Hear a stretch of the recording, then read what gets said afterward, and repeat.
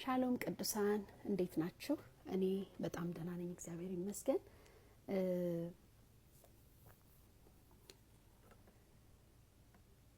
እግዚአብሔር ውስጣችን ያስቀመጠው ነገር ቢመቸን ባይመቸን፣ በከፍታ በዝቅታ፣ በእያንዳንዱ ሁኔታ ይዘን ልንቀጥለው ግድ ነው። ባለፈው ጊዜ እንደዚሁ በዚሁ በቲክቶክ አካውንቴ ላይ ገብቼ የተናገርኩት ነገር አለ። ለማን ነው የምንዘምረው?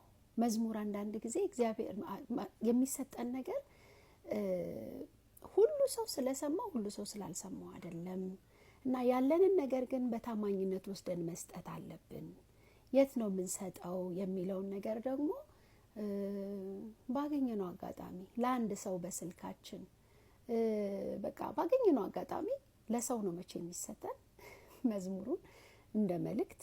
በእርግጥ ለእግዚአብሔር የምንዘምራቸው ስለ ተፈጥሮ ስለ እግዚአብሔር ታላቅነት ብዙ እንትን ምንልባቸዋለሁ፣ ግን እንደዚሁም ደግሞ ሰውን አድሬስ የሚያደርጉ የእግዚአብሔርን ታማኝነት በሰው ውስጥ ለማስቀመጥ ታላቅነቱን በሰው ውስጥ ለማስቀመጥ የሰዎችን እምነት ከፍ ለማድረግ እንደዚሁ የሚሰጡን ዝማሬዎች አሉ። ስለዚህ መዝሙርን እጃችን ላይ ማቆየት እንደሌለብን ባገኘነው አጋጣሚ ሁሉ መስጠት እንዳለብን ያንን ተምረናል። እና አሁን እዚህ ያለውበት ሀገር የመጣው ሰሞን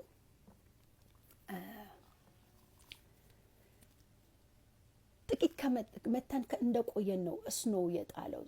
ሴፕቴምበር ላይ ነበር የመጣ ነው። ከዛ ወዲያው ትንሽ ቆይቶ በረዶ መጣ እና እያንዳንዱ ሰው በር ላይ የበሩ ግድግዳ ላይ የፖስታ ቦክስ አለ፣ ፖስታ ኤንቨሎፕ የሚቀመጥበት ማለት ነው።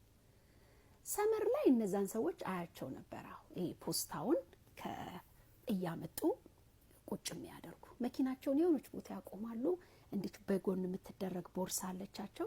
እዛ ቦርሳ ውስጥ ብዙ ኤንቨሎፖች፣ እንግዲህ ያ መልእክት ምናልባት ኢሚግሬሽንን በሚመለከት ሊሆን ይችላል፣ ሜዲካልን በሚመለከት ሊሆን ይችላል። አንዳንድ ሰዎች ፓስፖርት አመልክተው ወይም ደግሞ የሄልዝ ካርድ አመልክተው መልስ ነው እና ያቺን ነገር አምጥተው ድሮፕ ያደርጋሉ። ይዘው ወደ ቤት መሄድ አይቻልም። ያቺን ነገር እያመጡ እንዴት እንደሚያሳዝኑ። ሰመር ላይ እሺ ይሁን ቁምጣም ይደረጋል፣ ሙቀት ነው፣ ቲሸርታቸውን አድርገው በዚያው እንቅስቃሴም እንደው ለእንቅስቃሴም ይሆናል። ዊንተሩ ሲመጣ በረዶ ተከምሮ የትናየት ድረስ እነዛ ሰዎች አሁንም አሉ። እንዴት እንዳሳዘኑኝ በእውነት በረዶ እያለ በረዶ ተከምሮ ጃኬታቸውን አድርገው ምን ጉድ ነው ያልኩት። እኛ ቤት ውስጥ ያለን ሰዎች ብሎ ሲዘጋ ነው የምናውቀው። ልክ ይሄ የፖስታ ማስቀመጫዋ ቦክስ ኤንቨሎፕ የሚቀመጥልን ቦክሷ ትከፈታለች። እኛ ያችን ነው የምንሰማው። ፖስታ መጣ፣ ኤንቨሎፕ መጣ። ሜቢ ያመለከትነው ነገር ካለ ይሄን በሚመለከት ምናምን ብለን ይሄን ይመጣል ኤንቨሎፕ። አንዳንዴ ቤት ስትቀይሩም ለምሳሌ አሁን ተከራይቼ የምኖርበት ቤት እንደዛ ነበርና ሌላ ቤት ተከራይቼ ደግሞ ሄጄ እንትን ስል እዛ ቤት ሄጄ እንትናዬ ኤንቨሎፕ መጥቶልኛል።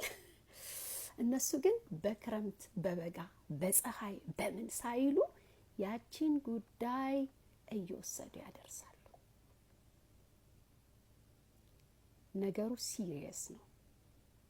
መንግስት ህዝቡን የሚያወራበት መንገድ ነው እና ኢቭን አሁን አንዳንዴ ሜሴጅ ሲላክላችሁ ወይም ደግሞ ለምሳሌ ሲቲዝን እንትን ተጨርሶ ሊሆን ይችላል። በምን እናግራችሁ? ባንክን በሚመለከት ፖስታ እንላክ ወይስ ኢሜል እናርግላችሁ ይባላል። ኢሜሉ ከሆነ እጃችን ላይ ይመጣል እናነባለን። ፖስታ ከሆነስ ያ መከረኛ ሰውዬ እሱ ነው የሚያዞረው ማለት ነው። ክረምት ሳይል በጋ አይል። ግን ልጠይቅ የማስበው ነገር በእውነት እንዴት በቃ በረዶ ብርዱ በዛ ሁሉ ነው ወክ የሚያደርጉት። እኔ እዚህ ሀገር እንደገባው እንዲያስታውሳለሁ ቁልፍ ሳሊዝ ወጥቼ ይሁን ብቻ በሆነ ምክንያት እኔና ትንሿ ልጄ ውጪ ላይ ልንሞት ደረስን። የታባቴ ልግባ ኢትዮጵያ ቢሆን የሆነ ቤት ኳኳኳኳ አርጋችሁ ትገባላችሁ። እዚህ ግን ማን ቤት ልግባ? ጎረቤት ነጮች ናቸው። የት አባቴ ልግባ? የመጣው ሰው የኡበር ሲስተም የለኝም፣ ምን የለኝም። በመጣው ወር አልሞላኝም። ከዛ ጓደኛዬ ደግሞ ሌላ ሀገር ነበረች። እሷ ጋር ደውዬ ሌላ አውሮፓ ሀገር ነበረች። እዛ ደውዬ እሷ ኡበር እስክትልቅ እያለን ማለት ነው ቆመን ከልጄ ጋር። ይሄ ፖስታ የሚያዞሩት ሰዎች ግን በየጊዜው ነው። ክረምት አይሉ በጋ አይሉ ምን አይሉ። ፖይንቴ ምንድን ነው? መንግስት ለሰጣቸው አደራ ያለንበት አገር የፖስታ እንግዲህ ፖስታው መንግስት ጋር የተያያዘ ነው አይደለ? እና መንግስት የሰጣቸውን አደራ በስነ ስርዓት እያመጡ በየቤታችን ላይ ያስቀምጣሉ። መዝሙርም እንደዛው ነው፣ ቃልም እንደዛው ነው ወገኖቼ። ዛሬ ጥሩ ፊል እያረኩ አይደለም፣ አይምሮዬ ተይዟል። ስለዚህ ፖስታ ቁጭ መዝሙሩን ማለት ነው ወይ እግዚአብሔር የሰጠንን ቃል ወይ ህልም ነግሮን ሊሆን ይችላል፣ ወይ ደግሞ ጌታ መልእክት ነግሮን ሊሆን ይችላል። ስለሆነ ሰው ጥሩ ስሜት የተሰማኝ አይደለም፣ ኑሮዬ እንደዚህ ሆኗል፣ ልጆቼ እንደዚህ ሆኗል፣ ቤቴ እንደዚህ ሆኗል፣ በቃ ምናምን ስራ ቦታ እየተመቸኝ አይደለም። ስለዚህ ፖስታውን የሆነ ስርቻ ስር ፑም አድርገን ቁጭ እናደርገዋለን። ከዛ አንዳንድ ጊዜ ፖስታው አልፏል እኮ ቶሎ ብለሽ አመልክቺ ይሄን ጉዳይ የሚል ፖስታ እኮ ሊሆን ይችላል። ማለት ፖስታው ሲመጣ ወዲያው ነው ከፍተን ቶሎ ብለን ነው አክሽን የምንወስደው። ባይዘው ቶሎ ብለን ፎርም ከሆነ ሙልት አድርገን እንልካለን። መዝሙር እስጋ የአንድ ሰውን ነፍስ የሚመልስ ስለሆነ እግዚአብሔር ይርዳል፣ ጌታ ኢየሱስ ይርዳን፣ ቶሎ ብለን ማድረስ እንድንችል እኔን ጨምሮ የህዝብ መጽናናት ስለሆነ ማለት ነው። እና እንደነዚህ ፖስታ ማኖች እንግዲህ ፖስታ የሚያዞሩልን ሰዎች ሴቶችም አሉ፣ ወንዶችም አሉ፣ ትልልቆች፣ ወጣቶች በጣም ነው የሚገርማችሁና ምን ልፈልጌ ነው፣ ቢመችም ባይመችም በከፍታም በዝቅታም እቺ እስትንፋሳችን እስካለሽ ድረስ በእኛ ልብ ውስጥ የሚያንቆረቆረውን ልባችን ውስጥ የሚያስቀምጠውን የሱ የሆነውን መልእክት ቢመችም ባይመችም በከፍታ በዝቅታ በማንኛውም አይነት ሁኔታ ኤንቨሎፑን አድርሱ፣ ፖስታውን አድርሱ ለማለት ነው። ተባረኩልኝ።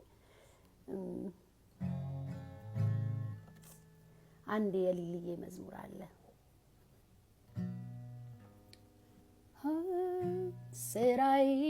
ስራዬን ሰራለሁ፣ ስራዬም አንተን ማምለክ ነው፣ ስራዬም አንተን ማምለክ ነው። ስራችሁ ምንድነው? የኔ ግን እሱን ማምለክ ነው፣ የኔ ግን እሱን ማምለክ ነው። ስራዬን ሰራለሁ፣ ስራዬም አንተን ማምለክ ነው፣ ስራዬም አንተን ማምለክ ነው። አላጓድልም ስራዬን አንተን ማክበሬን ማድነቄን፣ አላጓድልም ስራዬን አንተን ማክበሬን ማድነቄን። በየጠዋቱ በየማታው መክበር መወደስ የሚገባው አላስገደደኝ አላዘዘኝ፣ እኔ ለራሴ ፍቃደኛ ነኝ።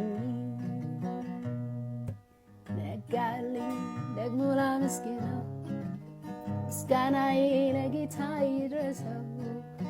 እስኪመሽ እስኪጨልም ድረስ አምልኮዬ በዙፋኑ ይብሰል። እስኪመሽ እስኪጨልም ድረስ ምስጋናዬ ለጌታዬ ይድረስ። እስኪመሽ እስኪጨልም ድረስ ምስጋናዬ ለጌታዬ ይድረስ።